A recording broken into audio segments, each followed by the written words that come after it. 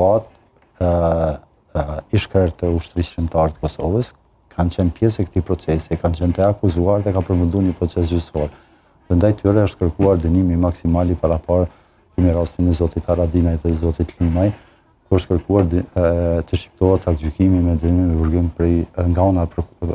prokurorisë me 20 vite burgim. Dhe kemi epilogun ku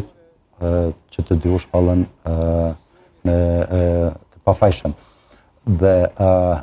është rëndësishme që kjo praktikë dhe ky aktgjykim kundrejt zotit Haradinajt dhe zotit Limaj ka sqaruar strukturën komanduese dhe Ushtrinë Shqiptare të Kosovës si organizatë. Dhe ne këtë aktgjykim thotë që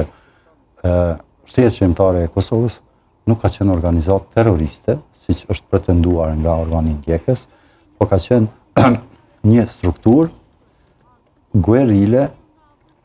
pa hierarki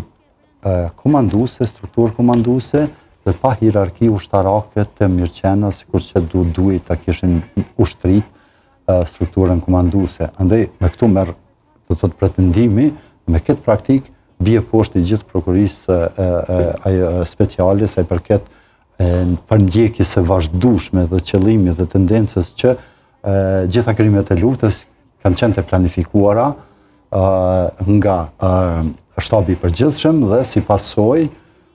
bile ata të i kalojnë edhe mandatin sepse futen edhe në çështje politike, kuptojnë që qëllimi i kësaj ndërmarrje të përbashkët kriminale ka qenë pavarësia e Kosovës. Do thotë edhe kjo çështje, çështja e pavarësisë e Kosovës, ky argumentim dhe kjo tendencë bie poshtë, sepse çështja e pavarësisë e Kosovës është vërtetuar me një vendim të gjykatës ndërkombëtare sa i përket shpalljes së pavarësisë e Kosovës. Andaj, gjitha që ka thënë prokuria, nëse dhe duhet besoj që gjykata do t'i administrojë secilën veç e veç, secilin pretendim, përfshi këtu edhe akuzat, dhe pikat e akuzës të cilat janë të ngritur, sepse nga ajo që kam pa, unë e kam përcjellë jashtëzakonisht tepër procesin e tribunalit sa i përket rasteve të ish-krerëve të UÇK-s, dhe nuk e kam parë as edhe një dëshmi të vetme